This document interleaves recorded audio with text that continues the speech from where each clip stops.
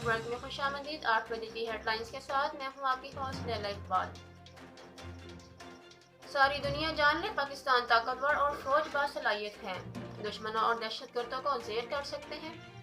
یوم پاکستان کی مناسبت سے مسلح افواج کی پریڈ اسلام آباد میں جاری۔ پاکستان کے ہیروز کو خراج تحسین جنگی سازوسامان کی نمائش۔ IMF ایگزیکٹو بورڈ نے پاکستان کے لیے $50 کروڑ کی اگلی قسط فوری جاری کرنے کی منظوری دے دی۔ پاکستان کی معاشی صورتحال پر اطمینان کا اظہار کر دیا۔ عالمی ادارے کے مطابق اسٹیٹ بینک کی خود مختاری میں اضافہ ہوا، کارپوریٹ سیکٹر میں ٹیکس اصلاحات کی گئیں۔ FATF ایکشن پلان کی جلد تکمیل ضروری قرار، ٹیکس ریٹ بڑھانے اور اخراجات کے بہتر انتظام پر بھی زور۔ اور ایوان بالا میں پیپلز پارٹی کو ایک اور ممکنہ شکست کا سامنا، اپوزیشن لیڈر کے لیے نون لیگ کو مطلوبہ حمایت حاصل۔